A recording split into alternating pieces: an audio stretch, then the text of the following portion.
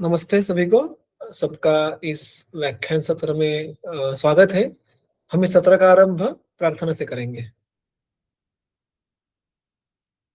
ओम सहना भवतु सहनौ भुनक्तु सह वीर्यं करवावहै तेजस्विनावधीतमस्तु मा विद्विषावहै।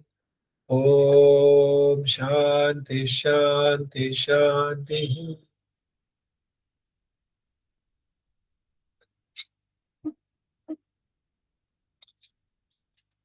सबका पुनश्च एक बार इस व्याख्यान सत्र में स्वागत करता हूं।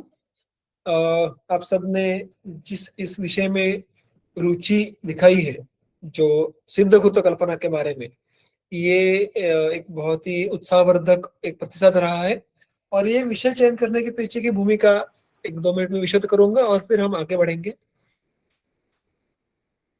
आयुर्वेद चिकित्सा पद्धति में जो हमारा युक्तियोपाश्रित चिकित्सा का व्यवहार है, उसमें हम सब जानते हैं कि कषाय कल्पनाओं का वैविध्य बहुत अधिक है।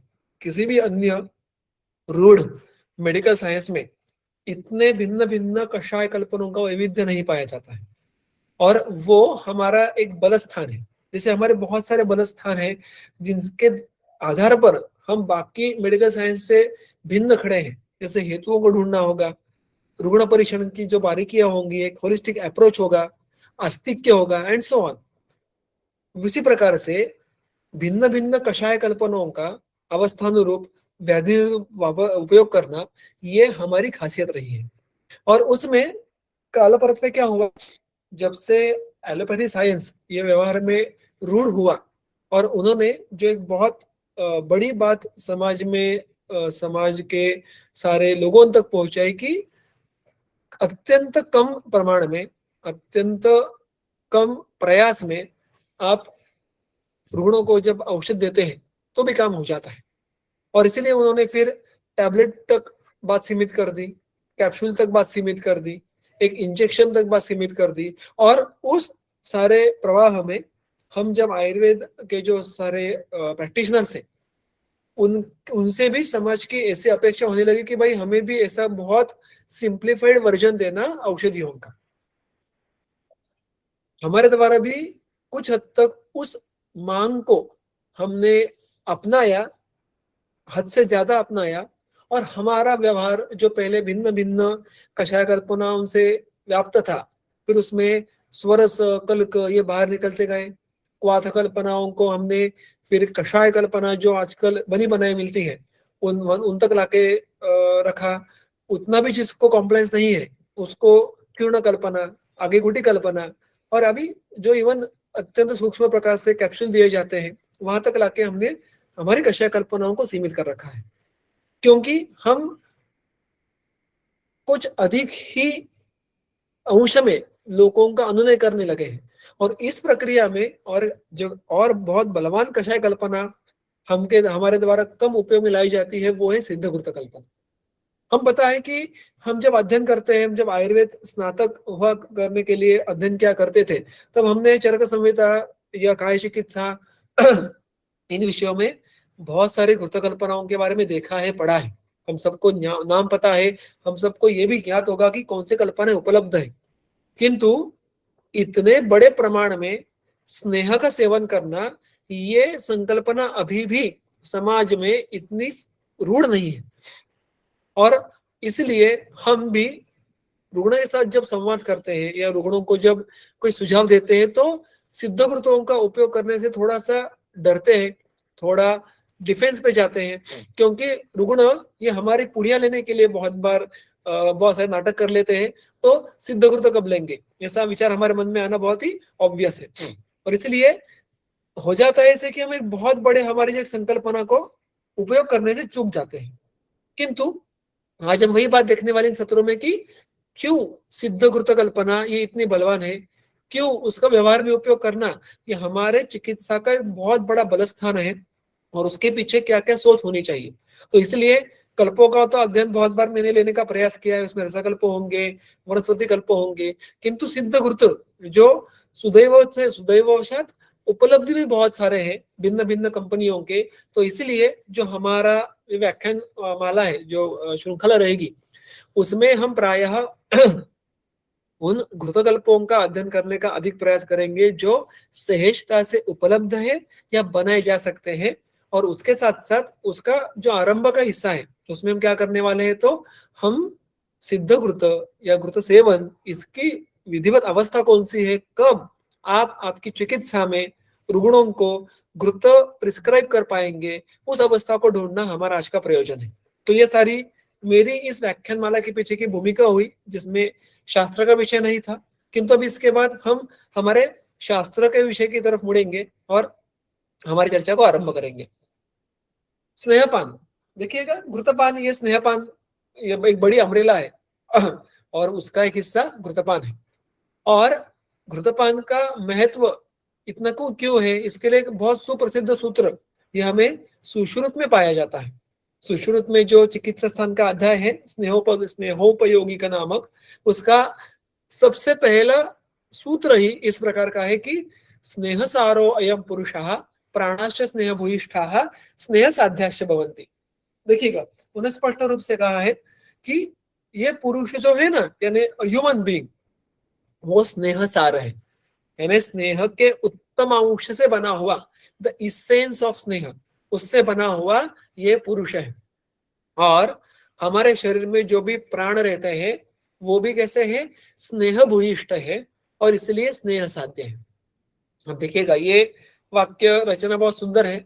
स्नेह भूयिष्ठ है और स्नेह सार है। स्नेह भूयिष्ठ यानी स्नेह की जहाँ पे उपस्थिति अधिकांश प्रमाण में है, वहां पे प्राणों का विशेष धारण किया जाता है। और इसलिए जब भी प्राणों की अवस्था में कुछ गड़बड़ होती है तो वो भी स्नेहों के द्वारा सिद्ध किए जाते हैं। अब यहाँ पे प्राण का बहुवचन का उपयोग किया है, प्राणाः।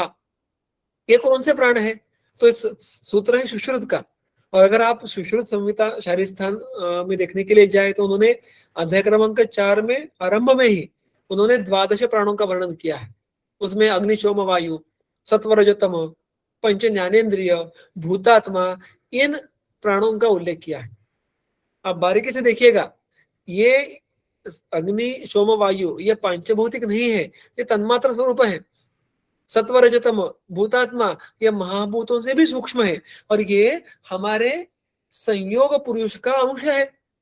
शरीर इंद्रिय सत्वात्मा संयोगोधारी जीवितम।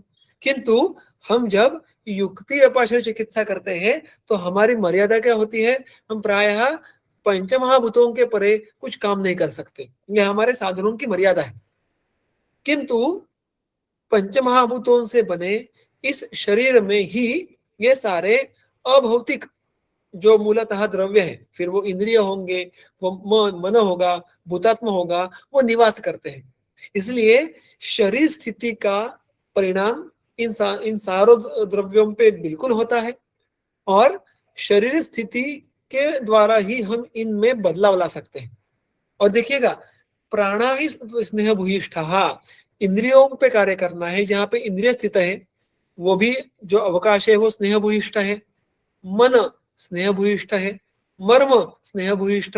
ये सारी बातें ये दर्शाती है कि जब जब आगे चल के हमें चिकित्सा में ये बात देखनी है कि जब मन का उल्लेख आएगा तो स्नेह का उल्लेख आता है, जब इंद्रियों का उल्लेख आएगा तो स्नेह का उल्लेख आता है। तो यहाँ तक स्नेहपान की व्याप्ति होती है। और यह तो केवल स्नेहपान का विधान हुआ। स्नेहों में बहुत बहुत बहुत ज्यादा वैरायटी है। उसमें से 4 श्रेष्ठ स्नेह हम सबको प्रथम वर्ष से ज्ञात है। सर्पिर्मज्जा वसा तैलम स्नेहेषु प्रवरम मतम, हम सबको ज्ञात है। ये 4 ही स्नेह है, ऐसा कतई नहीं है। दुग्ध, मांसरस, दधि ये भी स्नेह है। किंतु इन सारे उपलब्ध स्नेहों में सर्पी, मज्जा, वसा, तैल ये सर्वश्रेष्ठ है। अब देखिएगा, स्नेह और स्निग्ध द्रव्य इनमें थोड़ा अंतर है। यष्टिचूर्ण स्निग्ध है, शतावरी स्निग्ध है, बला स्निग्ध है, किंतु ये स्नेह नहीं है। स्नेह सर्पी, मज्जा, वसा, तैल इत्यादि है और उनमें अन्य किसी भी द्रव्यों से सर्वाधिक मात्रा में स्निग्धत्व पाया जाता है, जिसे उनको स्नेह कहते हैं। और इन चारों स्नेहों में भी वाग्भट स्पष्ट रूप से कहते हैं तत्रापि चोत्तमं सर्पी संस्कारस्यानुवर्तनात्। तत्रापि चोत्तमम सर्पी ही, उन चारों में भी सर्वोत्तम कौन है? सर्पी। उसके 4 कारण उन्होंने दिए हैं। देखिएगा, हम सबको ये बात ज्ञात है कि वैसे तो घृत सर्पी के साथ साथ वसा, मज्जा, तैल, इनके पान के संदर्भ भी ग्रंथ में आते हैं, किंतु जितने अधिक प्रमाण में सिद्ध घृतों का उल्लेख आता है उतना किसी भी अन्य स्नेह का उल्लेख नहीं है। और इसीलिए व्यवहार में भी हम प्राय जब जब स्नेहपान की बात होती है तो 10 में से 9 बार हम घृतपान के बारे में सोचते हैं। तो ये घृत की खासियत क्या है? संस्कार से अनुवर्तनात् च उत्तमम, ये पहला कारण हुआ। संस्कार का अनुवर्तन करता है, इसलिए वो श्रेष्ठ है। इसका विस्तार थोड़ा आगे जाके करेंगे। ये एक मुद्दा हुआ। माधुर्यात, हम सबको ज्ञात है जो अष्टांग हृदय सूत्र स्थान अध्याय क्रमांक 10 में कहा है कि आजन्म सात्म्यात कुरुते धातु नाम प्रबलम बलम, कि मधुर रस स्वभावतः जन्मतः वो सात्म्य होता है। सात्म्य का अर्थ वो हितकर और सुखकर भी होता है, और घृत भी हितकर और सुखकर इस प्रकार से उसके माधुर्य के कारण सिद्ध होता है। अविदाहित्वात्, ये बहुत ही महत्वपूर्ण अंश है जो वाग्भट प्रस्तुत करते हैं। घृत अविदाही है। अब देखिएगा, प्रायः सारे स्नेह घृत को समाविष्ट करके ये पचने में अग्नि का बल खर्च होता है। जो बाकी आप चूर्ण कल्पना देखो, इवन क्वाथ देखो, गुटी बड़ी देखो, उनके पचन के लिए जितना अग्नि लगता है उससे कहीं अधिक अग्नि का बल हमें स्नेहों के पचन के लिए लगता है, क्योंकि प्रायः सारी स्नेह कल्पनाएं ये पृथ्वी आप प्रधान होने के कारण उनमें एक नैसर्गिक गुरुत्व है। और बहुत बार ऐसा होता है कि अनेक गुरु गुण के पदार्थ अगर सम्यक परिणत ना हो और वो अम्ल अवस्था पाक में अधिक देर तक टिक जाए तो उनमें विदाह होता है, और ये बातें होती है वसा, मज्जा, तैल, इनमें। वैसे देखने के लिए जाए तो तैल ये सही मायने में वातक के पूर्णतः विरुद्ध है। आप देखोगे चरक में भी इसका उल्लेख आया है कि सर्व गुणों से विपरीत वात से कौन है? तो तैल है। लेकिन वो कॉन्टेक्स्ट अनुवासन बस्ती का है। ये होने के बावजूद जब अभ्यंतर सेवन की बात आती है तो तैल का प्रमोशन नहीं किया जाता है प्रायः कुछ अध्यायों में अवस्थावशात। फिर वो वात शोणित हो, वात व्याधि हो, गुल्म हो, वहां पे तैल का उल्लेख आता है। किंतु अन्यत्र सभी जगह पे सिद्ध घृत का ही उपयोग किया जाता है, क्योंकि उनमें से बहुत मुख्य बिंदु है वो घृत अभिदाही। घृत का समझो परिणमन कुछ चिरकाल से हुआ। जैसे हम स्नेहपान में देखते हैं, हम 100, 150, 250, 200 ml तक स्नेह देते हैं, घृत देते हैं, किंतु घृत के पच्यमान अवस्था में प्रायः विदाह नहीं होता है। और वो उसका बहुत बड़ा लाभ हमें होता है, क्योंकि उसका पचन सम्यक रूप से पूर्ण होता है। वो देर से क्यों ना हो, लेकिन उस पचन के दरमियान कोई बाधा उत्पन्न नहीं होती है। ये घृत की खासियत है, इसलिए हमारे अग्नि को वो अधिक बाधा नहीं पहुंचाता व्हेन कंपेयर टू अदर 3 स्नेह। और अंतिम मुद्दा है जन्माद्यवच शीलनात्, जन्म के साथ साथ ही उसका शीलन घृत का शुरू हो जाता है, जिसको हम ओ के साथ में ऐसा कहते हैं। अब वैसे देखने के लिए जाए तो ये अपेक्षा ग्रंथ की है। अगर आप देखो कि बालोपचरणीय जो अध्याय है वहां पे नवजात शिशु की जो परिचर्या है उसमें मातृस्तन्य से भी पहले, अन्य किसी आहार से भी पहले घृत का लेहन करने का विधान है। फिर उसमें सुवर्ण, धात्री, ऐसे अन्य कुछ कुछ जो वनस्पति आते हैं उनका लेहन करने के समय जो एक महत्वपूर्ण द्रव्य है वो है घृत। जब गर्भोदक का वमन करवाना है तब भी ग्रंथ में जो उल्लेखित द्रव्य है वो है सैंधव और सर्पी। तो सबसे पहले जिस द्रव्य से वो शिशु उसका संपर्क आता है वो द्रव्य भी कौन सा है? तो वो द्रव्य घृत है। तो जन्माद्यवच शीलनात्, इतना कंफर्ट है हमारे शरीर को कि जन्म से ही हम उसका सेवन शुरू करते हैं, इसलिए अन्य सभी स्नेहों की तुलना में घृत ये श्रेष्ठ माना जाता है। अब घृत जब हम आगे चल के वाले हमारा जो आगे सारे व्याख्यान माला होंगी उसका मुख्य हिस्सा तो सिद्ध घृतों का अध्ययन करना है। किंतु देखिएगा कि घृत ये मूलतः एक द्रव्य है, और उस द्रव्य पे हम जब कुछ संस्कार करेंगे तो उसमें कोई गुणांतर धान देखने के लिए मिलेगा।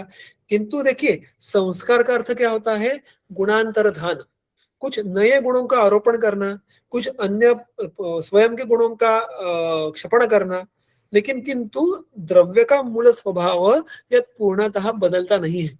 तो हमें जिस पे संस्कार करना है, इस घृतों को पहले समझना पड़ेगा। तो हम घृत पे संस्कार करने के बाद क्या क्या बदलाव कर सकते हैं, इसका हमें अंदाजा आएगा। इसलिए मैंने उसके बारे में सूत्र तो बहुत ज्यादा है, लेकिन घृत का शरीर पे सबसे सटीक काम कहाँ कहाँ पे होता है, ये समझने के लिए सूत्र आपके समक्ष है। देखिएगा, अष्टांग हृदय सूत्रस्थान अध्याय क्रमांक 1 में उन्होंने द्रव्य प्रभाव के 3 भेद कहे हैं, शमनम, कोपनम, स्वस्थहितम। जो प्रायः हमारे चिकित्सालयों में औषधियां होती है, वो शमन प्रभाव की होती है। शमन की व्याख्या सबको ज्ञात है।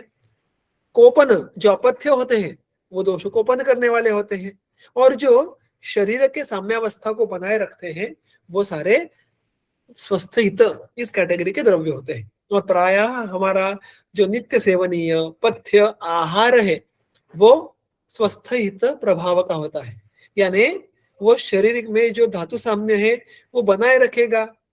किंतु अगर धातु वैषम्य हुआ तो केवल आहार के बल पे हम उसको समूल ठीक करना ये संभव नहीं होगा, क्योंकि आहार का प्रभाव शमन हो ऐसा नहीं होता है। बीइंग सेड दैट, ऐसे बहुत सारे द्रव्य हैं जो दोनों प्रभाव दिखा सकते हैं अगर युक्तिपूर्वक उपयोग में लाए तो। और घृत ये मूलतः आहार वर्ग का हिस्सा है। अब घृत के मूल गुणों का वर्णन कहाँ कहाँ पे आता है बृहत्त्रय में देखिएगा, औषधि वर्ग में नहीं आता, वो क्षीर वर्ग में आता है जो एक द्रव द्रव्य है। तो घृत ये आहार वर्ग का होने के कारण वो रसा प्रधान है।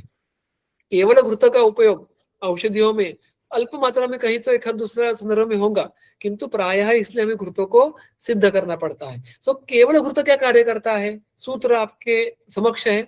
यहाँ पे मैंने जो कुछ एक आज से आगे जो भी मेरे सत्र रहेंगे, उसमें भिन्न भिन्न संदर्भों को आपके समक्ष रखना, ये मेरी पद्धति है। एक उसमें हमें एक विजुअल अंडरस्टैंडिंग सुलभता से हो, इसलिए मैंने इस बार ऐसा किया है कि जो संदर्भ चरक के हैं, चरक संहिता के हैं, वो नीले रंग में, जो अष्टांग हृदय और अष्टांग संग्रह के हैं वो लाल रंग में, और सुश्रुत के हरे रंग में। तो आपको पढ़ते समय भी वो कैच हो जाएगा कि भाई किस ग्रंथ से हम संदर्भ को देख रहे हैं, ये बात हम आगे बढ़ाएंगे। तो आपके सामने 2 सूत्र घृत के बारे में मैंने रखे हैं, उसकी समरी देखते हैं कि घृत ये रसवीर्यता मधुर शीत मधुर है। अभी अभी हमने देखा कि अष्टांग हृदय उसको अभिधा ही कहते हैं, लेकिन चरक सूत्र स्थान अध्याय क्रमांक 13 में जो एक संदर्भ आता है, वहां पे वो कहते हैं कि घृतम पित्तानिलहरम रस शुक्रव्यशाम हितम निर्वापण मृदुकरम। मृदुकर ये बहुत ही सुंदर वैशिष्ट्यपूर्ण कर्म है। बहुत बार हम जब किसी भी द्रव्यों के गुणों, किसी भी द्रव्य का गुणों के आधार पर वर्णन करते हैं, तो जो अष्टविध वीर्य है उनमें से भी कुछ 4 या 6 गुणों के द्वारा ही करते हैं। स्निग्ध रूक्ष, उष्ण शीत, लघु गुरु, बस इन गुणों में हमारे द्रव्यों का वर्णन का काम हो जाता है। और वो बहुत अधिक अंशतः सही भी है, क्योंकि उन्हीं गुणों को वीर्य संज्ञा प्राप्त हुई है, क्योंकि वो अधिक कार्मुक है, प्रधान एंड सो ऑन। पर इसका अर्थ ऐसा नहीं है कि बाकी गुणों को कोई स्थान नहीं है। अंशांश कल्पना में बहुत सारे व्याधियों में अगर आप देखें तो इन गुणों का हमें चिकित्सा में प्रिसीजन लाने में मदद होती है। देखिए ना, मृदुकर, मृदु एक खर गुण का विपरीत गुण है, और इसलिए जब रौक्ष के आगे चल के खरत्व, स्पर्शगम्य रफनेस ये क्रिएट होता है, फिर वो कुष्ठ की अवस्था में होता होगा, वो बहुत बार वात व्याधियों की भिन्न भिन्न अवस्था में होता है। तो केवल स्नेह द्रव्यों का उपयोग काफी नहीं होता है, हमें ऐसे द्रव्य चाहिए होते हैं जो स्निग्ध भी है और विशेष रूप से मृदु भी है। और मृदु इस गुण का विशेष उल्लेख घृत के वर्णन में आता है। और इसलिए ऐसे अवस्थाओं में जैसे कुष्ठ में जीवंत यदि यमक होगा, यमक में घृत का समावेश किया है।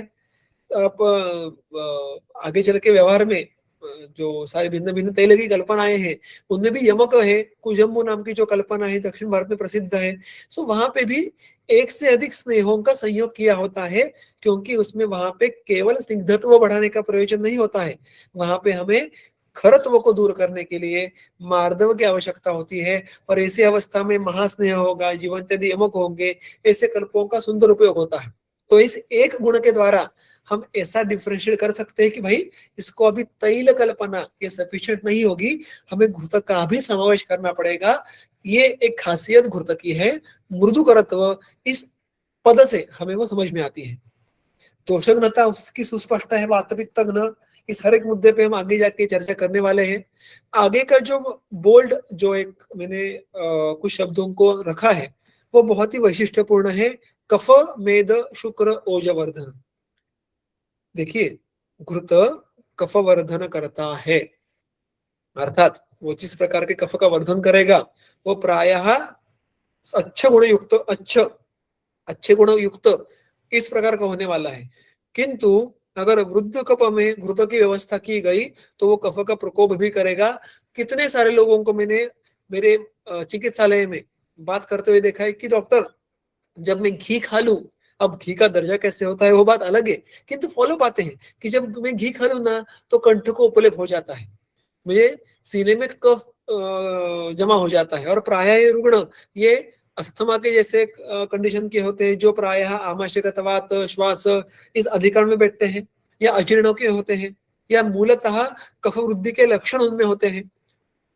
कुछ लोगों का घी खाने से खांसी शुरू होना ये भी देखा है। कहने की बात है कि घी के एक उत्तम द्रव्य होने के बाद भी it is not a kind of द्रव्य विच कैन क्योर एनीथिंग।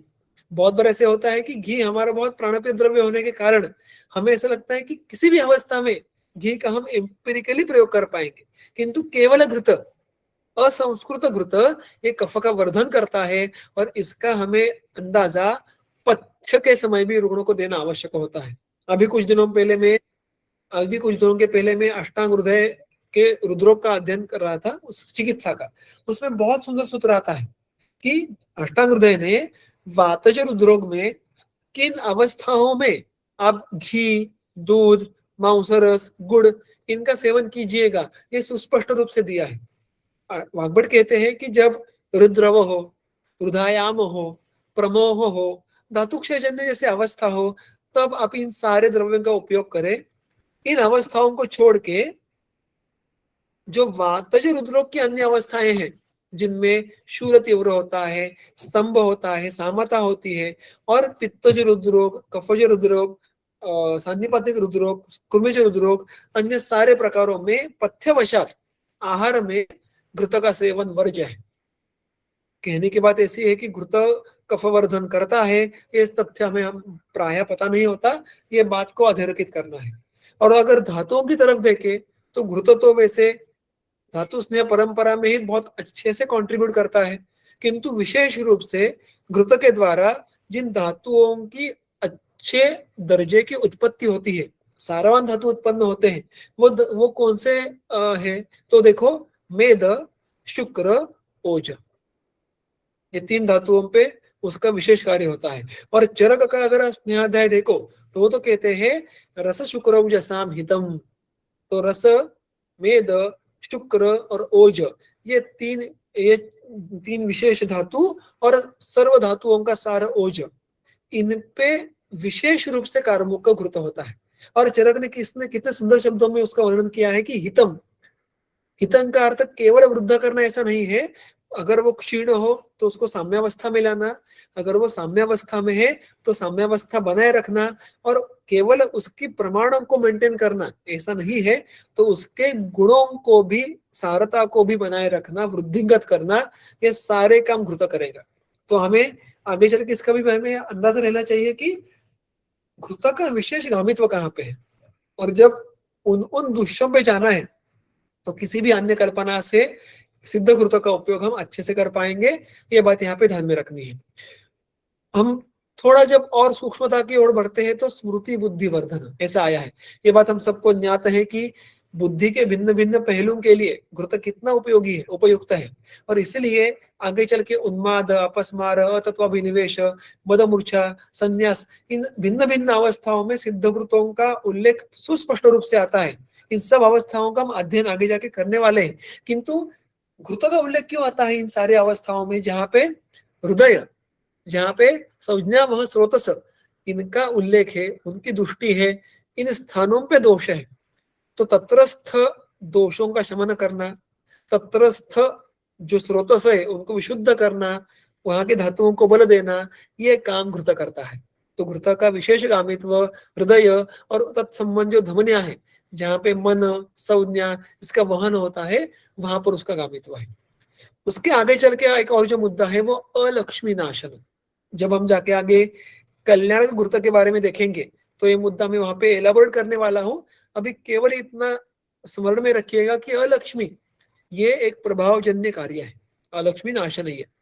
और ये आप किसी भी रस वीर्य विपाक के द्वारा उसको आप एक्सप्लेन नहीं कर पाते, इसलिए तो उसको प्रभाव कहते हैं। ये घृत में मूलतः है और उसके सेवन से अलक्ष्मी दूर होती है। सिद्ध करोगे तो और अच्छा। और इसीलिए घृत जैसे बहुत सारे, जैसे दधी, चरकोक्त अगर आप दधी का वर्णन देखो तो उसमें दधी को मांगल्य कहा है, जैसे घृत को अलक्ष्मी नाशन कहा है। इसलिए हमारे परंपरा में जो अनेक पदार्थों को नैवेद्य के रूप में देना, हाथ में प्रसाद के रूप में देना, नित्य सेवन करने के लिए आग्रही होना, ऐसा क्यों कहा है? तो अर्थात उसके दोष धातु मूलों पे अच्छे उपयोग तो है ही, लेकिन उनके इनके परे जाके जो अलक्ष्मी नाशन, जो मांगल्य, ये जो दैव व्यापाश्रय के अधिष्ठित जो गुण कर्म है वो भी हमें देखने के लिए मिलते हैं। इसलिए सारे पदार्थ हमारी भारतीय परंपरा में बहुत मायने रखते हैं। और घृत का तो उपयोग हम इस कारण के वशात, जब आगंतु अनुबंध हो, आगे चल के देखने वाले भूत ग्रह इत्यादि अवस्थाओं में भी घृत ही क्यों कर्म को होता है बाकी कल्पों से ज्यादा? क्योंकि घृत मूलतः अलक्ष्मी नाशन है। अग्निवर्धन घृत है, उसके बारे में भी हम बहुत विस्तृत चर्चा करने वाले कि भाई घृत का दीपन कार्य कैसे होता है। हिंगवष्टक भी दीपन है, आर्द्रक भी दीपन है, अभयारिष्ट भी दीपन है, लंघन भी दीपन है। तो घृत का दीपन कार्य कैसे होगा, कौन सी अवस्था में होगा, आगे चल के देखेंगे। किंतु ये बहुत ही एक महत्वपूर्ण मुद्दा है। और विषग्न, फिर घृत ये प्रभाव से ही विषग्न है और इसी गुण का उपयोग आगे अनेक विध घृतों में किया जाता है, सिद्ध घृतों में किया जाता है। So this is the in a very smallest possible way to summarise the different guna karma of घृत। अब इसमें से एक मुद्दे को अधिक विस्तार से देखेंगे, वो है संस्कार अनुवर्तन, क्योंकि हमारी सारी सिद्ध घृतों की मदार इस गुण पे, इस उसके लक्षण पे निर्भर करती है। अभी जो हमने सूत्र देखा उसमें एक चरण आया था, घृत कैसा है? सहस्र वीर्यम विधि भी घृतम कर्म सहस्रकृत। कितना सुंदर अर्थ है देखिएगा इसका। घृत ये सहस्र वीर्य का है और विधि भी कर्म सहस्रकृत। वीर्य का अर्थ यहाँ पे क्या लेना है? तो वीर्य का अर्थ यहाँ पे चरकस्त्वाह वीर्यम यत् क्रियते येन या क्रिया, भिन्न भिन्न क्रिया करने के लिए जो गुण कारणीभूत होते हैं उनको वीर्य कहा जाता है। और चरक, यहाँ पे चरक संहिता में ऐसा स्पष्ट विधान किया गया है कि मानव घृत में ऐसे सैकड़ों, sahasra not actual thousand, thousands of, सैकड़ों वीर्य उपस्थित होते हैं। So ghrita has got thousands of potentials, we would say, जिनको आप आपके बुद्धिमत्ता के आधार पर, वैद्य ने अपने बुद्धिमत्ता के आधार पर योग्य संस्कार और संयोग के द्वारा उसको स्टिमुलेट करना है तो वो पोटेंशियली हजारों कर्म कर सकता है। अब ऐसा प्राय होता नहीं है कि हमें इस घृत के सारे कर्मों की अपेक्षा एक गुण में हो। तो हम क्या करते हैं, उसमें से जिन कर्मों का हमें विशेष रूप से उपयोग में करना है उनको स्टिमुलेट करना होता है। और इसके लिए हमें संस्कार का उपयोग होता है। नीचे देखिएगा चक्रपाणी जी कहते हैं विधि, विधि यानी क्या? नाना कर्मकारी भी द्रव्य ही संस्कार संयोगश्च। जो कार्य हमें घृत से करवा के लेना है, जिस वीर्य को हमें स्टिमुलेट करना है, उसके द्वारा सिद्ध किए गए उन द्रव्यों से सिद्ध अगर हमने घृत को किया तो घृत उस कार्य को बहुत अच्छे से करता है। और इसी प्रॉपर्टी को अष्टांग संग्रह ने, अष्टांग हृदय ने, दोनों ने संस्कार अनुवर्तन कहा है। और उसकी दोनों टीकाएं बहुत सुंदर है, हम उसका नक्शल में उसका अर्थ देखेंगे।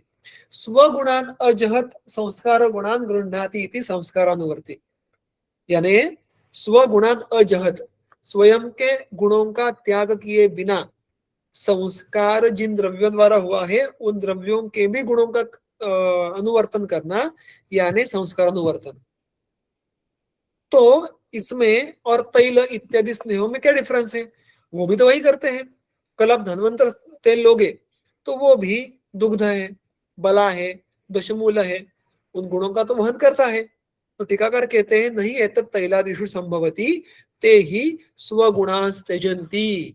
तैल, वसा, मज्जा, इन पे जब आप संस्कार करते हैं, उनको सिद्ध करते हैं, तो उस प्रक्रिया में वो स्वयं के गुणों का त्याग करते हैं। जैसे चंदनादौ तैलादिना विपरीतैः द्रव्यांतरैः औष्ण्यादिनाशः भवति। आप जब तैल को चंदन, निम्ब, कुटकी, ऐसे नंबर ऑफ जो उशीर, मानो ऐसे अपने अत्यंत शीतवीर्यात्मक गुणों से संस्कृत किया। जो सबसे सिंपल उदाहरण है उसका वो चंदन, बला, लाक्षादि तैल। उसके जो तीन प्रमुख घटक द्रव्य हैं, चंदन, बला, लाक्षा, तीनों शीतवीर्य के हैं। और इसका उपयोग भी प्राय किया जाता है पित्त प्रधान अवस्था में तैल होने के बाद भी। क्यों? क्योंकि यहाँ पे चंदन, बला, लाक्षा इन द्रव्यों का शैत्य ये तैल के उष्ण का पराभव करते हैं। और इसलिए हम इस तैल कल्पना को तैल होने के बाद भी दाह शमन, जीर्ण ज्वर की अवस्थाएं और अन्य भी अन्य अन्य अवस्थाओं में उपयोग में ला सकते हैं। तो ये जो तैल में स्वयं के उष्ण गुणों का पराभव होने की जो हो देने पराभव ना होने की जो क्षमता नहीं है, वो क्षमता घृत में है। किस प्रकार से? देखो, अरुण दत्त उसको और एक्सप्लेन करते हैं। अनुशब्द अत्र सहार्थ है। यहाँ पे संस्कार अनुवर्तन शब्द है ना, उसमें संस्कार और अनुवर्तन ऐसे दो पद है। उसमें भी अनु नाम का एक जो उपसर्ग है उसका अर्थ क्या है? अनु के दो अर्थ होते हैं, आइदर पश्चात यानी आफ्टर, या सह यानी विथ। यहाँ पे अरुण दत्त कहते हैं कि यहाँ पे अनु का अर्थ सह ऐसा लेना है। सर्पिषो गुणाः संस्कार गुण ही सह वर्तन्ते न तो तैलादिना। यानी जब हम घृतों को सिद्ध करते हैं, समझो दाढ़ीमादी घृत, दाढ़ीमादी घृत में चित्रक, शुंठी, पिप्पली, धान्यक, ये सारे उष्ण वीर्य के द्रव्य उपस्थित है। तो उसका भी जो रिजल्ट होना चाहिए था वो तैल के जैसा होना चाहिए था कि घृत के शीत गुण का पराभव हो चुका। और अब यहाँ पे कार्मुक कौन है? तो चित्रक है, पिपली है, उनके कारण घृत उष्ण बन गया। But this is half true. The beauty is that घृत स्वयं के शैत्य को छोड़ता नहीं है। और इसलिए दाढ़ीमादी घृत एट द सेम टाइम कुछ हद तक शीत गुण से भी काम कर सकता है और कुछ हद तक औष्ण से भी कार्य कर सकता है। So it's a very wonderful peaceful को एग्जिस्टेंस ऑफ अपोजिट गुण। यहाँ पे औष्ण्यों को कैरी करने के लिए घृतों को स्वयं के शैत्य को सैक्रिफाइस करने की आवश्यकता नहीं होती है, किंतु बाकी सारे स्नेह द्रव्यों में वो सैक्रिफाइस होते हैं। सो घृतो स्वयं के गुणों को आसानी से छोड़ता नहीं है, ये इसकी खासियत है। वो फिर मार्दव हो, वो शैत्य हो, वो स्निग्धत्व हो, और वो कितना भी उस पर आप संस्कार करें, वो सारे संस्कृत द्रव्यों के गुणों को स्वयं में स्वीकृत करेगा, किंतु स्वयं के गुणों को छोड़ेगा नहीं। और इसलिए हमें विरुद्ध विरुद्ध गुणों के संयोग भी घृत में देखे जाते हैं। और इसलिए देखो, ये जो दाढ़ीमादी घृत है वो पांडु में आया हुआ प्रथम घृत है, जिसमें चित्रक है, पिंपली है, शुंठी है। और ये घृत आया है पित्त प्रधान जो सामान्य संप्राप्ति है ऐसे पांडु में। फिर भी वहां पे इसका उपयोग अच्छा देखने के लिए मिलता है। क्यों? अगेन बिकॉज घृत कैरीज इट्स ओन गुण एंड अलोंग विद द गुण ऑफ संस्कृत द्रव्य। आगे जाके देखो अरुण दत्त क्या कहते हैं। तैल साध्येषु तो विकारेषु तद उपशांत्यर्थम तथा विध द्रव्य संस्कृतम घृतम अपि इष्टम। कितनी सुंदर बात है व्यवहार में। वो कहते हैं कि मानो कोई विकार, कोई अवस्था तैल साध्य है, तैल से ठीक होने वाली है, तो उस अवस्था में मानो तैल देना यह संभव नहीं है, साथ में नहीं है, अग्नि अच्छा नहीं है, उपलब्ध नहीं है, and so on. There might be an number of reason. यानी व्याधि की अवस्था तैल साध्य है, किंतु अग्नि, रुग्ण बल, रुग्ण सत्व, सात्म्य, इनके वशात तैल का सेवन करना संभव नहीं होगा। तो अरुण दत्त कहते हैं उन अवस्थाओं की शांति के लिए तथा विध द्रव्य संयुक्त संस्कृतम घृतम अपि इष्टम। आपको जो तैल से काम करवाना था उस काम करने के लायक द्रव्यों को चयन कीजिएगा, उनसे सिद्ध घृत कीजिएगा। तो तैल के जगह पे एज ए रिप्लेसमेंट आप सिद्ध घृत का भी उपयोग कर सकते हैं। बट अरुण दत्त इसी टीका में कहते हैं इट्स नॉट वाइस वर्सा। अगर कहीं सिद्ध घृत उपयोग में लाना है और वो उपलब्ध नहीं है तो वहां पे आप उसके बजाय सिद्ध तैल, सिद्ध वसा इनका उपयोग नहीं कर पाएंगे। तो देखिएगा सिद्ध घृत की अमृला कितनी बड़ी है कि जहाँ पे अन्य स्नेहों का उपयोग करना है लेकिन नहीं कर पा रहे हैं, वहां पर भी युक्तिवशात संस्कार करके, संयोग करके हम सिद्ध घृत का उपयोग कर पाएंगे। ये केवल और केवल संभव होता है उसके संस्कारानुवर्तन इस धर्म के द्वारा, and that is the one of the very distinguishing factor of घृत। मूविंग अहेड, तो हाँ, तो ये बात जो कहनी है यहाँ पे कि घृत is a perfect example of the allowance of the को एग्जिस्टेंस। वो स्वयं के घृतों को भी कैरी करेगा, गुणों को भी कैरी करेगा और अन्य द्रव्यों के गुणों को भी कैरी करेगा। दिस इज एग्जाम्पल ऑफ को एग्जिस्टेंस, जो संस्कार में प्रायः नहीं होता है। संस्कार में प्रायः गुणों का आरोपण होता है, उसमें पराभव और विजय होता है। घृत में ये बहुत कम मात्रा में होता है। आगे बढ़ेंगे, स्नेहपान साध्यावस्था, स्नेहपान एज प्रधान कर्म। देखो अभी जो जिस क्रम से मैं विषय प्रस्तुत करने वाला हूँ, जो मैंने समझा है या मुझे लगता है कि जिस क्रम से मैं बढ़ते जाऊं तो आप सबको ये विषय सबसे अच्छे प्रकार से समझ में आएगा, वो क्रम का मैंने चयन किया है। और इसलिए ये आपको कहीं भी ऐसे एक चैप्टर में या कहीं अध्याय में देखने नहीं मिलेगा। मैंने सारे उपयुक्त संदर्भ इकट्ठा करके आपके सामने रखे और मैं फिर हमारी पद्धति से आगे आगे बढ़ने का प्रयास करेंगे। तो इसलिए सबसे पहले मेरा ऐसा मानना है कि जब हम कोई भी कर्म, कोई भी चिकित्सा का विशेष कोई पद्धति सीखते हैं तो सबसे पहले हमें उसकी योग्य अवस्था अगर समझे तो आगे जाके फिर व्याधि कौन से, द्रव्य कौन से, ये समझना सुलभ हो जाता है। यहाँ पर भी देखेंगे, जो आगे मैं विस्तार करूंगा, घृत की भी भिन्न भिन्न प्रयोजनों से भिन्न भिन्न कार्य किए जाते हैं। हम सबको ज्ञात है कि वमन विरेचन के पहले हम घृत का उपयोग पूर्व कर्म के स्वरूप करते हैं। सबसे अधिक उपयोग तो संभवतः सिद्ध घृतों का वमन विरेचन के पूर्व कर्म स्वरूप ही किया जाता होगा, किंतु उसका उपयोग केवल उस तक सीमित नहीं है। घृत पान, स्नेहपान ये ऑब्वियसली प्रधान कर्म है और पश्चात कर्म भी होता है, किंतु घृतपान या स्नेहपान एज अ प्रधान कर्म अवस्था भिन्न होंगी। उनका उपयोग पूर्व कर्म के लिए कब करना है वो अवस्था भिन्न है, और उसका उपयोग पश्चात कर्म स्वरूप कहाँ पे करने वो भी अवस्थाएं भिन्न है। सबसे पहले हम जिस कषाय कल्पना को देख रहे हैं, सिद्ध स्नेह या सिद्ध घृत, उसकी प्रधान कर्मवशात अवस्था को देखने का प्रयास करेंगे। यानी ऐसी कौन कौन सी अवस्थाएं हो सकती है कि जहाँ पे सिद्ध घृत देने से ही वो अवस्था ठीक हो सकती है। और ऐसी अवस्थाएं ग्रंथ में भिन्न भिन्न जगह पे है, तो हम एक एक करके उनको एक्सप्लोर करना आरंभ करेंगे। सबसे पहले मैं जो 2 सूत्र लेने वाला हूँ जो हम सबको ज्ञात होंगे, तो स्नेह सेवन करने से हमें क्या लाभ होता है, इस सूत्र पे दल्लड़ कहते हैं कि ये जो सूत्र आपके समक्ष है वो मुख्यत्वे स्वस्थ व्यक्तियों के लिए कहा गया है। या एक मत ऐसा भी है कि ये जो घृत है ये प्रायः शमन या ब्रूहण इस प्रयोजन से जब सेवन किया जाता है तो उसके फल क्या प्राप्त होते हैं। सूत्र वाग्भट में भी आया है, सुश्रुत में भी आया है। दीप्तांतराग्नि परिशुद्ध कोष्ठः प्रत्यग्र धातुर्बलवर्ण युक्तः दृढ़ेन्द्रियो मंद जरशतायु स्नेहोपसेवी पुरुषः भवेत्तु। देखो पढ़ने में तो सूत्र बहुत सामान्य लगता है, ज्ञात लगता है, लेकिन इसके बहुत महत्वपूर्ण है। दीप्तांतराग्नि, अग्नि दीप्त होता है, जाठराग्नि दीप्त होता है, यह बात सबको ज्ञात है। परिशुद्ध कोष्ठः ये बहुत बहुत महत्वपूर्ण है। जो जो व्यक्ति नित्य स्नेहन करता है उसका कोष्ठ ये प्रायः परिशुद्ध रहता है। परि यानी सारे बाजुओं से शुद्ध, जिसको दल्लड़ कहते हैं निर्दोषोदरहा, यानी हमारे कोष्ठ में, हमारे उदर में मल, उसके अनुबंध से दोष ये संचित नहीं रहते, वो बाहर निकलते रहते हैं।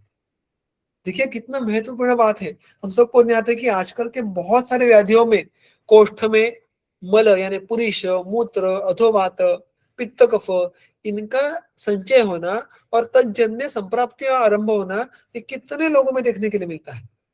किंतु यहाँ पे अगर आप नित्य रूप से स्वस्थावस्था में घृत का स्नेह का सेवन करें तो आपके कोष्ठ में दोष संचित होंगे ही नहीं, वो बाहर निकलेंगे या वहां पे कहीं सख्त नहीं होंगे।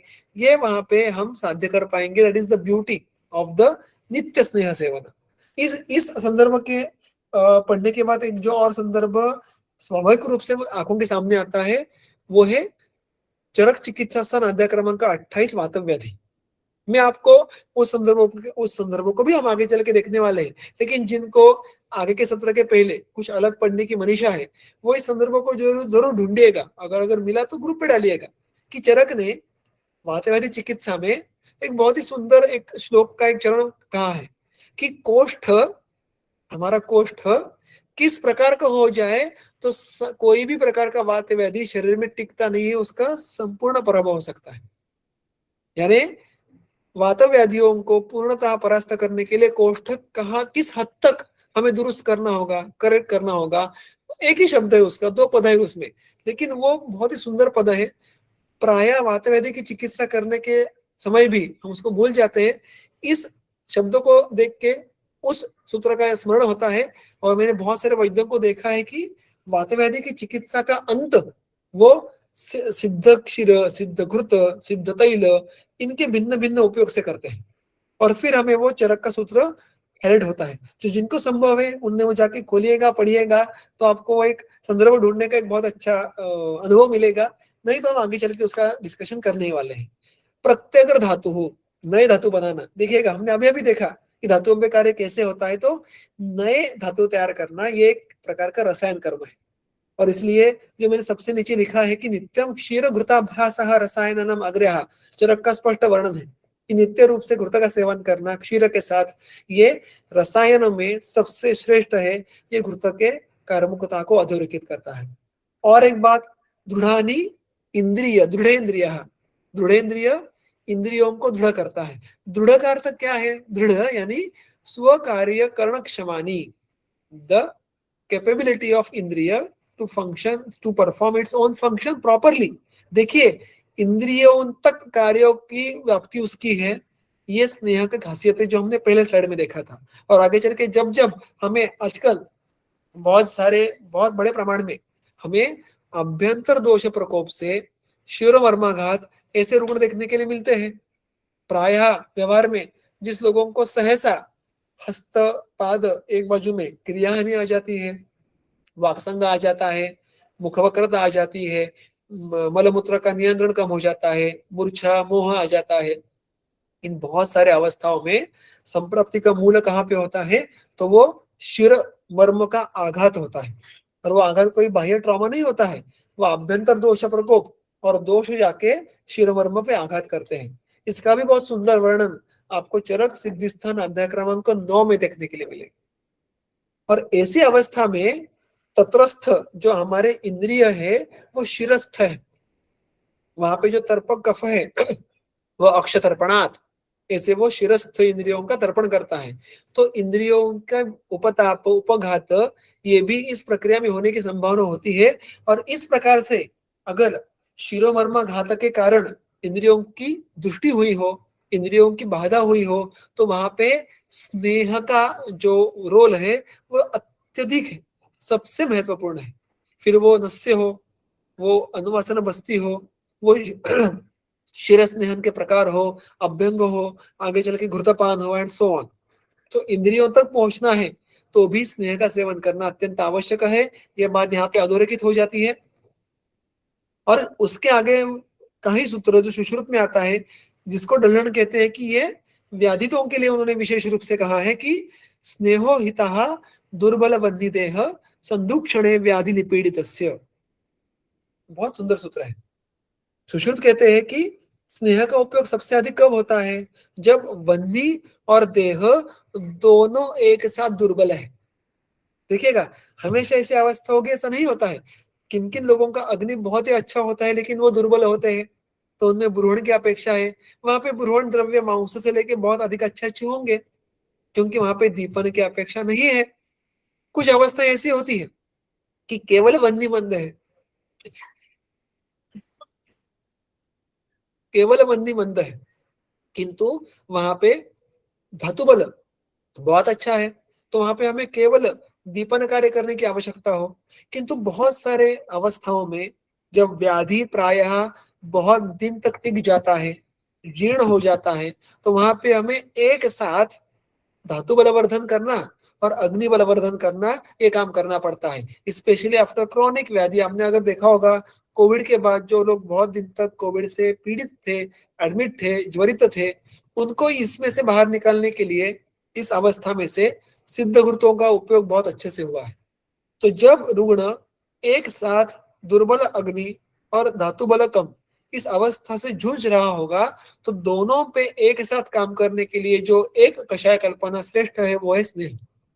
और इसलिए आगे चल के क्या कहते हैं देखो, बलान्वित भोजन भोजन दोष जाता ही प्रमर्दितुम तव सहसान साध्यो, यानी ऐसा अग्नि और ऐसा धातु बल जिनका स्नेह के द्वारा बलवर्धन हुआ है, वो इवन आहार में अपथ्य के द्वारा जो दोष प्रकोप होते हैं उनसे भी वो लड़ाई करने में, उनको भी पराभव करने में सक्षम होते हैं।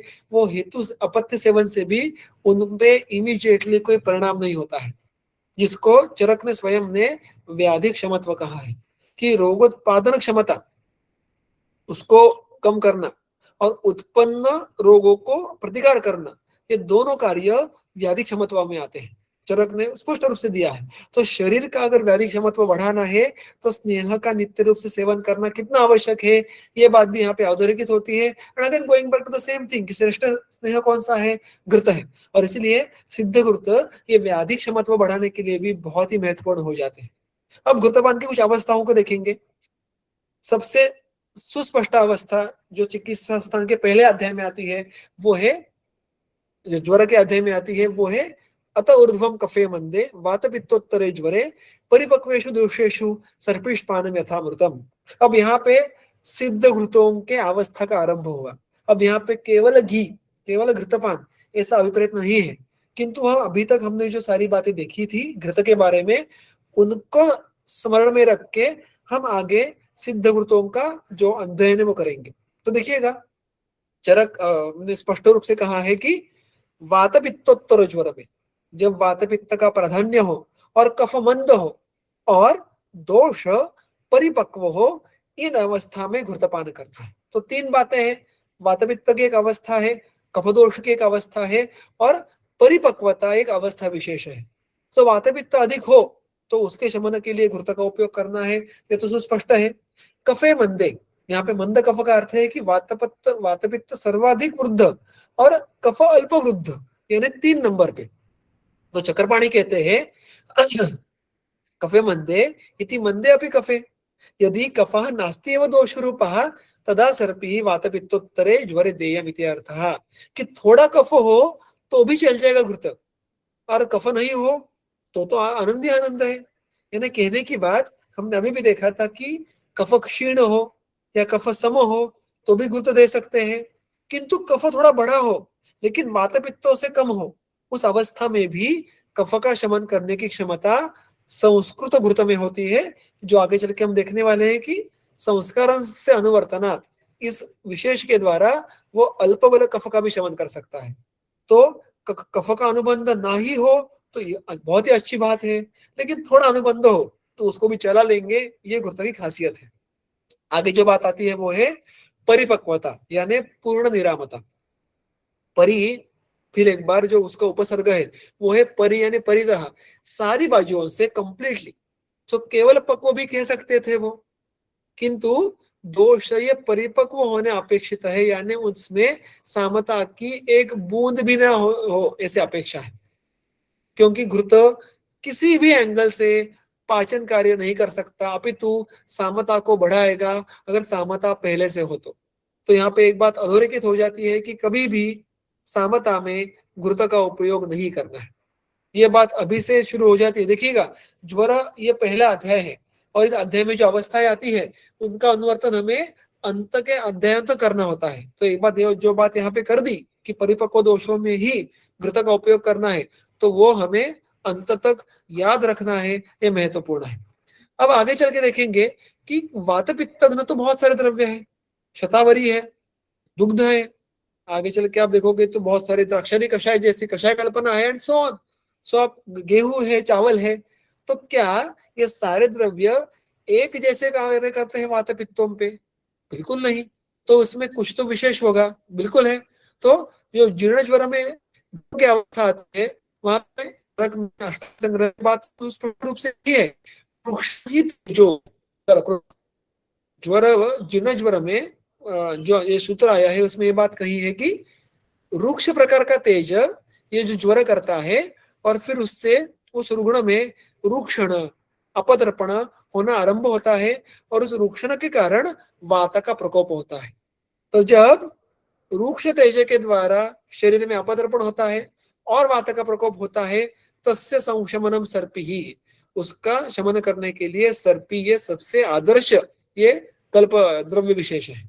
और अभी उससे आगे चल के जो बात हमने कही थी उसका सूत्र का संदर्भ आता है कि वात पित्त जिताम अग्रम सर्पी, ये वात पित्तों पे विजय प्राप्त करने के लिए अग्र है, श्रेष्ठ है, संस्कार अनुरुध्यते, और वो संस्कार का भी अनुवर्तन करता है।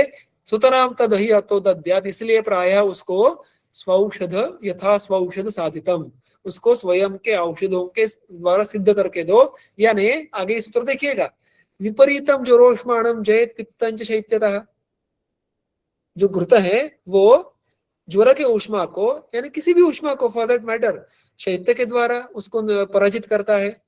स्नेहत वातम, वो स्नेह है तो वात का पराभव स्नेह से करेगा।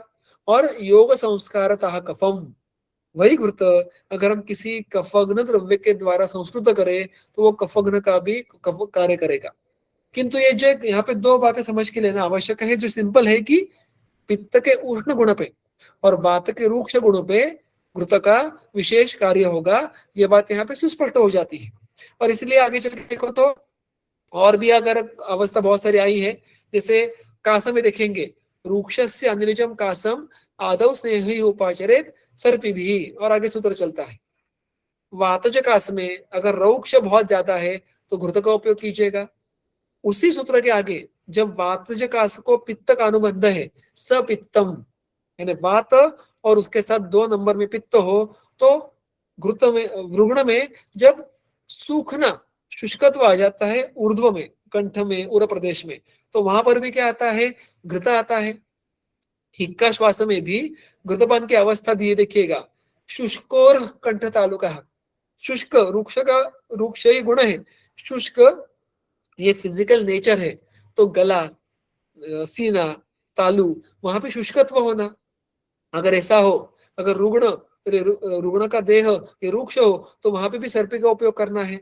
गुल्म में देखिएगा, रुक्ष व्यायामजम गुल्मम, ऐसी अवस्था में स्नेह का उल्लेख आता है।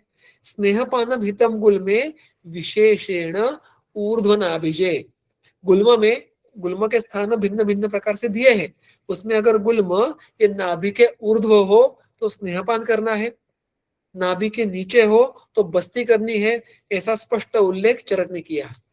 तो यहाँ पे हमें बात समझ में आती है। देखिएगा, स्नेहन करने के बहुत सारे पद्धतियां हैं, उसमें से घृतपान या स्नेहपान ये एक है, तो उसका भी कार्य क्षेत्र की कुछ तो मर्यादा होगी। तो उसका विशेष कार्य कहाँ पे होता है, तो मुख मार्ग के सबसे समीप जो आशय है वो आमाशय है, तो आमाशय संबद्ध जो विकृतियां हैं वात पित्त की, वहां पे घृतपान का सर्वश्रेष्ठ उपयोग होगा। ये बात हमें यहाँ पे समझ में आती है। वही बात पित्तज गुल्म में दी है। पित्तज गुल्म में चरक कहते हैं रूक्षोष्णेन तो संभूते, जब अगर पित्तज गुल्म ये रूक्ष और उष्ण इन प्रकार के गुणों से अगर वो पित्त बढ़ा है, तो वहां पे शमन करने के लिए घृत सर्वश्रेष्ठ है। अब आप एक बात को समझिएगा, हमारे आहार में ऐसा कौन सा रस है इन जो इन दोनों गुणों का प्राधान्य दर्शाता है, रुक्षता का, उष्णता का? तो ऐसा एक ही रस है और वो है कटु रस। तो देखिएगा, इनडायरेक्टली हमें हिंट क्या मिलती है कि भाई जिस रुग्ण में कटु रस का एकांतिक सेवन किए जाने का इतिहास है, उसको हेतुत्व है, और आगे चल के संप्राप्ति में उसी प्रकार से दोषों की दुष्टों की घटना घटी हुई है, तो उसमें हेतु प्रत्यय चिकित्सा के आधार पर हमें सिद्ध घृत के बारे में सोचना पड़ेगा। फिर आप किसी घृत का चयन कीजिएगा, आप अधिकरण देखिएगा, आप द्रव्य विशेष देखिएगा, किंतु कटुरसात्मक द्रव्यों का शीलन किया गया हो, तज्जन्य संप्राप्ति अगर एग्रीवेट हुई हो, तो वहां पर हमें घृत का उपयोग होगा। मैं आपको एक प्रैक्टिकल एग्जांपल देता हूँ। अष्टांग हृदय अध्याय क्रमांक 10 में कटुरस के अति योग में क्या आया है? तो मूर्छांग, आकुंचनम, कंपम, कटिपृष्ठादिषु व्यथाम।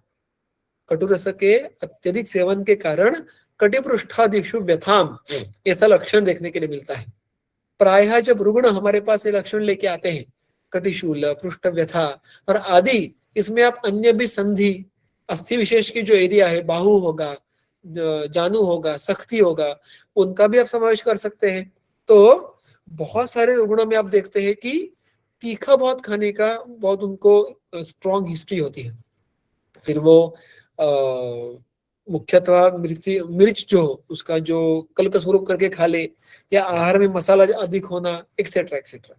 और ऐसे रुग्णों के द्वारा जब कटु रस का शीलन अत्यधिक प्रमाण में होता है और उनको जाके उनमें संप्राप्ति वशात कटिशूल, पृष्ठशूल ऐसे लक्षण देखने के लिए मिले, फिर भी हमारे मन में शूल कहे तो वात और वात कहे तो अभ्यंग करो, स्वेदन करो, ये बातें आ जाती है। अगर हम हेतु को नहीं पूछेंगे तो इसमें कोई गलत बात नहीं लगती, क्योंकि लेकिन अगर हेतुओं को पूछेंगे और समझेंगे तो समझ में आएगा कि भाई रूक्ष उष्ण गुण प्रधान संप्राप्ति में उष्ण गुणात्मक तैल कैसे कार्य करेगा।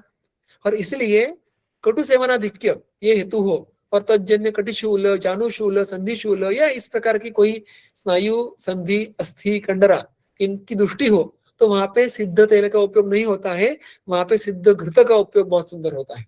प्रायः इस प्रकार से अगर अस्थिक्षय हुआ हो, अस्थि मज्जा का बल कम हुआ हो, तजन्य संधिशूल हो, तो गुरुची क्षीरपा की घृत जैसे घृतों का उपयोग बहुत अच्छा होता है, जो आगे चल के हम इसकी चर्चा करने वाले हैं। यह परंपरा वृद्ध वैद्य परंपरा का घृत है, गुरुची क्षीरपा की घृत। मैंने केवल एक उदाहरण प्रस्तुत किया है कि एक छोटा सूत्र का छोटा अंश हमें कैसे व्यवहार में चिकित्सा लेके जा सकता है। कि हमारे कितने भी अच्छे चिकित्सक हो, हमारा एक पैटर्न जाता है, उस पैटर्न को ब्रेक करने के लिए से अध्ययन वारंवार करने पड़ते हैं, तो हम हर एक रुग्ण में अल्पकाल में यश प्राप्त करके देने की क्षमता पाएंगे। और देखिए अभी तक जो घृतपान की एक समरी हम कर सकते हैं अवस्था की, तो वात के रूक्ष खर गुण प्राधान्य की अवस्था में, पित्त के औष्ण्य के प्राधान्य की अवस्था में, संस्कार के द्वारा कफक तो प्राप्त ही कर ही सकता है, किंतु वात और पित्त के उर्वरित अन्य गुणों पे भी घृत कर्मक हो सकता है। फॉर एग्जाम्पल तिक्त का घृत, उसमें तिक्त द्रव्यों का ही क्वाथ, तिक्त द्रव्यों का ही कल्क, और वो आता है पित्तज कोष्ठ में, और इसलिए तिक्त का घृत कंडू, दाह, उसके साथ साथ क्लेद, स्राव, इनको भी कम करने की क्षमता रखता है। देखिएगा ये क्षमता केवल घृत में नहीं है, किंतु तिक्तत्व के कारण वहां पे कुछ हद तक क्लेद शोषण करना भी संभव हो जाता है। ये कैसे साध्य होगा? संस्कार से साध्य होगा। तो इस प्रकार के तिक्त घृत ने पित्त के आश्रय से जो भी अल्पतर द्रवत्व सरत्व है उसका शमन करने की क्षमता रखी। तो वात पित्त के भी अन्य गुणों का जो केवल घृत शमन नहीं कर पाता, उसका शमन ये सिद्ध घृत कर पाता है संस्कार वशात, ये उसकी खासियत है। युक्ति वशात, so therefore the summary is that युक्ति वशात घृत त्रिदोषज्ञ है, ऐसा हम कह सकते हैं। उसके बाद जो हमने दो बातें महत्वपूर्ण देखी थी, परिपक्वता यानी पूर्ण रूप से निरामता, और उसके साथ साथ अग्निदीपन का कार्य, ये घृतपान की अभी तक की अवस्था है। This is very primitive discussion about घृतपान। यहां तक का घृतपान अगर आपको समझ में आया हो तो हम आगे चल के वहां पे घृतक की जो सूक्ष्म सूक्ष्म अवस्था है उनको समझ पाएंगे। किंतु अगर अभी तक इस सत्र में जो भी हमने बातें कही वो सारा हमारा आगे जो अध्ययन था उसको पूरे पीठिका थी। बहुत सारी बातें संभवतः आपको पहले से ज्ञात तो हो या कुछ बातें नहीं हो, लेकिन इसको हमेशा हमें बैकग्राउंड में रख के ही आगे अध्ययन करना है, इसलिए इसको पहले प्रस्तुत करना आवश्यक था। तो अगर आज के इस सत्र में किसी को कोई प्रश्न है तो अभी पूछ सकते हैं, अगर कोई प्रश्न नहीं होगा तो हम आज का सत्र यहाँ पे समाप्त करेंगे, और इसके आगे के सत्र में हम घृतपान की ही इसी चर्चा को आगे बढ़ाएंगे, और मुख्यतः दोषों पे अंश कल्पना, किन दोषों के कॉम्बिनेशन में उसको उपयोग में लाना है, क्या हम उसको वात पित्त जैसे पित्त कफ में उपयोग में ला सकते हैं क्या, वात कफ में उपयोग में ला सकते हैं क्या, वो चर्चा करनी है हमें आगे चल के। और आगे चल के हमें उसका अग्नि पे कार्य देखना है, उसमें हमें उसका दोषों के भेदों पे कार्य देखना है, और ऐसा चल के हमें एक संभवतः अंतिमतः सिद्धकृत की एक नटशेल में अवस्था को देखना है। तो ये सारी चर्चा आज के इस विषय के आगे चलेगी। आज के सत्र में अगर किसी को कोई प्रश्न हो तो वो अभी पूछ सकते हैं, अन्यथा हमारा सत्र हम आज यहाँ पे समाप्त करते हैं। किसी को कोई प्रश्न होगा तो अनम्यूट करके वो पूछ सकते हैं।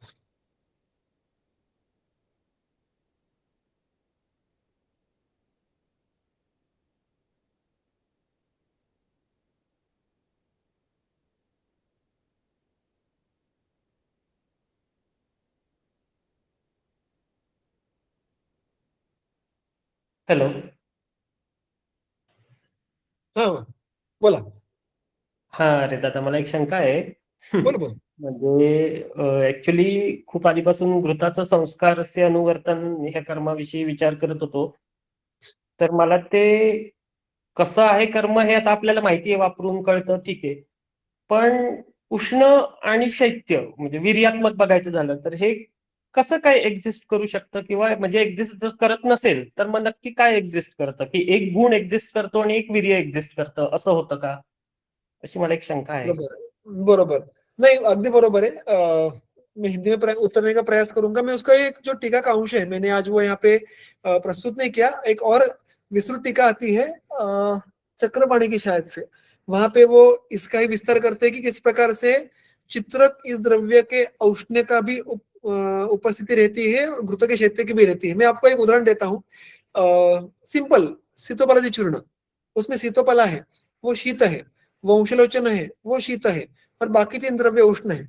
जब सीतोपलादी चूर्ण ले ले तो हमारे चर्चा में प्राय ऐसे होता है कि जो ये मेरा मानना है कि व्यवहार वशात हम उसका सारा द्रव्य मिला के सीतोपलादी के बारे में हम एक वीर्य को देखते हैं कि भाई हाँ ये उष्णत्व की तरफ झुकने वाला है, किंतु सीतोपला के शैत्य का कुछ भी वहां पे कार्य नहीं होगा ऐसा नहीं है, बलवर्धन का कार्य करना अपेक्षित है. वंशलोचन के शैत्य का काम नहीं होगा ऐसा नहीं है, तो बलवर्धन करना अपेक्षित है. तो जब कोई एक से अधिक द्रव्यों का संयोग संस्कार हो तो उनके भिन्न भिन्न अवयव भी एक साथ रह सकते हैं, ये पंचभौतिक लेवल पे संभव हो सकता है, ऐसा है. और इसीलिए मैंने जो कहा कि मैं उस सूत्र का टीका का अंश मैं ग्रुप पे डालूंगा. तो हमारा मुझे ऐसा लगता है कि हमारा एक जो प्रिजम्पशन है कि हम संस्कृत द्रव्य को ले ले, मैं स्वतंत्र द्रव्य की बात नहीं कर रहा, एकल द्रव्य की बात नहीं कर रहा. जब 2-3 द्रव्यों को हम एक साथ लेते हैं तो उस द्रव्य में हर एक द्रव्य का कोई अवयव ये उपस्थित हो सकता है, होता है, वो कार्मुक होता है या नहीं ये अलग बात होती है. तो इसलिए दोनों के अंश होने वाले हैं. घृत का जो अंश है ना, गुण स्वरूप बात कर रहा हूं मैं. संस्कृत द्रव्यों का द्रव्य स्वरूप नहीं रहेगा, उनका संस्कार टिकेगा, क्योंकि हमने उसका कल्क दूर कर दिया दाढ़ी मादी का, तो द्रव्य तो निकल गए, किंतु उन्होंने स्वयं का औष्ण्य उस घृत में ढाला, और उसी घृत में शैत्य भी है. और यही है कि संस्कार से क्या होता है कि गुणांतर धान शब्दशः कहते हैं कि आधान होता है अन्य गुणों का, बट घृत ऐसा होता है कि स्वयं के गुणों को छोड़ता नहीं है. सो द को एग्जिस्टेंस ऑफ बोथ द गुण एट द सेम टाइम, ऐसा होना संभव है क्या? तो बिल्कुल संभव है. कुछ दिन पहले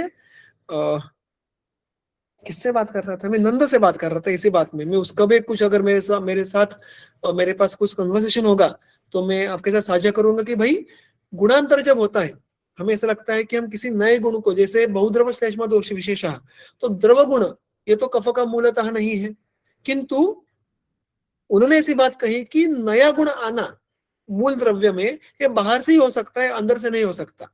सो इसका अर्थ है कि द्रव गुणों का जो पोटेंशियल वहां पे एग्जिस्टेंस है वो पहले से होता है, क्योंकि उसमें आप महाभूत होता है, वो अभिव्यक्त नहीं होता है. ये कब हुआ? तो ये एकल द्रव्य के बारे में हुआ. जब हम उसमें संयोग करते हैं तो उसी प्रकार से अन्य द्रव्यों के अन्य गुणों का भी वहां पे एग्जिस्टेंस आ जाता है. उनमें वीर्यत्व आएगा कि नहीं, यानी यथा कुर्वन्ति येन कुर्वन्ति सवीर्यः, ये आएगा कि नहीं, ये आगे की बात है. But my understanding is that yes, in a संस्कृत द्रव्य, इन अ संयुक्त द्रव्य, both more than 2 virya, more than 2 guna या 2 opposite guna can coexist without negating each other. दोनों का एक दूसरे का पराभव कर दिया और कुछ तो मिडिल ग्राउंड पे आ गए, ऐसा होने की आवश्यकता नहीं है. एक गुण शायद काम नहीं करेगा, या एक गुण अलग काम करेगा, दूसरा गुण अलग काम करेगा, ये भी संस्कार द्रव्य में हो सकता है. सो हम जब बात करते हैं कि दाढ़ीमादी घृत ये उष्ण वीर्य का है, ये उसके प्रधान कर्म का द्योतक है, हम उसमें ऐसा नहीं कह पाएंगे कि उस घृत का क्षेत्र का नाश हो गया है, अन्यथा फिर उसका पांडु में काम कैसे होगा, ये कहना मुश्किल हो जाएगा. There are many such kind of examples. ऐसा मेरा अभी तक का अंडरस्टैंडिंग है. ओके. वो मुद्दा समझ ला मतलब ना. हाँ हाँ, मतलब ऐसे कह सकते हैं क्या कि जैसे सीतोपलादी चूर्ण का उदाहरण लिया हमने जी. कि उसमें जो पिप्पली या जो भी उष्ण द्रव्य है उसको हम्म, तुगाक्षरी या सीता कम करती है, या जी कम करती है कहने की जगह पे ऐसे बोल सकते हैं कि उसके उष्णत्व का ज्यादा प्रत्यय नहीं होता उसके कारण.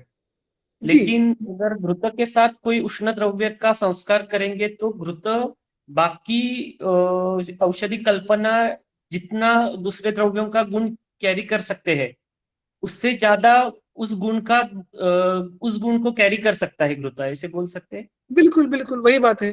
तो दैट इज द मतलब ब्यूटी कि वो दूसरे द्रव्यों के गुणों का प्रभाव भी नहीं करेगा और स्वयं के गुणों का प्रभाव भी नहीं करेगा. So it won't leave its own identity, but it will also accept others identity, और दोनों को एक साथ कैरी करेगा in spot of both of being opposite to each other. ऐसा है. ओके. यानी जो एक मैंने अनुभव की बात सुनी थी कि महातिक्त घृत का जब स्नेहपान करते हैं वमन विरेचन के पूर्व, तो उससे सम्यक स्निग्ध होने बहुत समय लग जाता है. अब द ब्यूटी इज दैट कभी अगर हम आम्लकी का भी स्वरस निकाले तो हमारे हाथों को भी रोक्ष आ जाता है, इतना बलवान रोक्ष विपरीत होता है उसका. वो 2 गुना आम्लकी स्वरस और घृत में हम उसको संस्कृत करते हैं. तो इतना रोक्ष के बाद भी महातिक्त घृत ये स्नेहन भी करता है, बिल्कुल करता है, लेकिन रुक्षण भी करता है. क्या करता है? क्योंकि उसकी अवस्था ही पित्त कफ है. सो इसका अर्थ है कि दोनों वीर्य, दोनों गुण एक साथ होके एक ही व्याधि में एक ही ऑब्जेक्टिव से लेकिन अलग अलग काम कर रहे हैं. और ये मुझे लगता है कि ये गुरुत्व की सबसे बड़ी खासियत है कि जो हम एक साथ बहुत सारी चीजें अचीव कर पाते हैं, इतना ये बाकी कल्पों में बिल्कुल नहीं होगा, ऐसा नहीं है. बाकी में ये थोड़ा पराभव हो सकता है एक दूसरे का, यहाँ पराभव की बात नहीं आएगी. यहाँ पे दोनों गुण एफिशिएंटली काम कर पाएंगे, द्वंद्वता, गुणों का द्वंद्व, ऐसा यहाँ पे प्लेटफॉर्म गुरुत्व प्रोवाइड करेगा.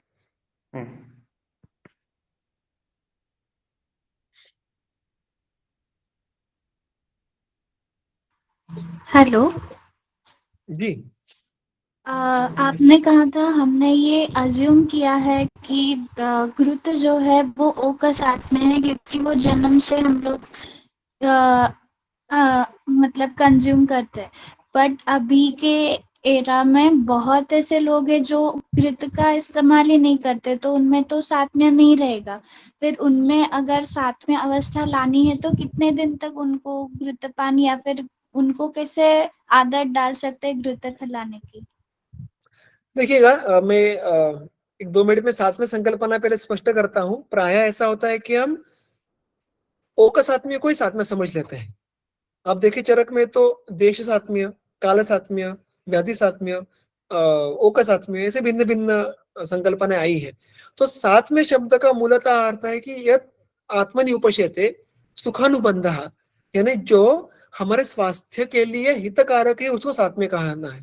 प्राय हम क्या अर्थ ले लेते हैं कि साथ में यानी हैबिचुएटेड, ये उन्हें आदत लगना, वो साथ में कहते हैं. वो ओ का साथ में है. संग्रह में बहुत सुंदर वर्णन इसका आया है. तो एक बात तो साथ में यानी जो जो हमारे स्वास्थ्य के लिए उपयुक्त है उसको साथ में कहना है. ये स्पष्ट रूप से वचन बहुत जगह पे आया है ग्रंथ में, उसमें कोई दोहराया नहीं है. अब बात हो गई ओ का साथ में की. जो प्रश्न आपका बहुत वैलिड है कि मैंने जो बात कही कि बहुत रेयर ओकेजन होते हैं कि लोग जन्म के बाद सबसे पहले घृत चटाएंगे उसको. वैद्यों के घर पे भी ये करना मुश्किल होता है क्योंकि डिलीवरी सब होती है मॉडर्न के हॉस्पिटल्स में, ऐसा होता है. और आप कहते हो आगे की बात कि बहुत बार ऐसा होता है कि घृत इंट्रोड्यूस ही नहीं कर पाते. आजकल जो वेगन सिस्टम है उसमें नहीं होता है. तो ओ का सात्म्य के बारे में जो संग्रह में बात आई है कि बचपन यानी need not be since birth. अभी घृत के बारे में जो बात थी वो जन्माद्यवज शीलनात्, ये स्पेसिफिकली जन्म कहा है. लेकिन जब तक हमारे धातु विवर्धमान होते हैं तब तक हम बहुत सारी आहार पदार्थों को ओ का साथ में करवा सकते हैं, उसकी बात है. तो जन्म के 2-3 दिन के बाद नहीं देने से कोई दिक्कत नहीं है, किंतु अगर घृत का साथ ओ का साथ में अपेक्षित है तो हमें जब तक बच्चा स्कूल गोइंग है तब तक उसका इंट्रोडक्शन करना आवश्यक है. उसके बाद लेकिन मैं आगे की बात कहता हूँ कि घृत का स्वभाव ऐसा है कि वो स्वस्थ हित है. तो समझो किसी ने थोड़ा देर से उसका सेवन प्रारंभ किया तो भी उसको साथ में करवा के ले सकता है, क्योंकि वो शरीर गुणों से बहुत ही साधर्म्य लगता है। इसलिए so ideal age for a person to get acclimatised to घृत, उसका ओका साथ में उत्पन्न करना हो तो स्कूल गोइंग एज में उसको इंट्रोड्यूस करवाना ये अत्यंत आवश्यक होगा। तो उसका परिणाम ये उर्वरित आयुष्य के धातुओं पे होगा। अगर समझो किसी कारणवशात घृतो नहीं सेवन कर पाए तो भी हम किसी भी उम्र से घृत का कर सकते हैं। This is not true in all the other foods, मतलब हर आहार के लिए आप ऐसा कर सकते का नहीं कह सकते, किंतु घृत ये उसके जो संस्कार की प्रक्रिया है उसमें जो गुण विशेष है और उसकी मूलतः योनि एक क्षीर है यानी दुग्ध है। जो दुग्ध ये शरीर के रस से बहुत समीप का द्रव्य है, इसलिए वो शरीर में साथ में होना सुलभ होता है। और इसलिए हम अगर थोड़ा लेट भी उसका सेवन शुरू करें तो भी वो हमें ओ का साथ में हो सकता है। That is the beauty of घृत। ठीक है ना? Okay sir, thank you.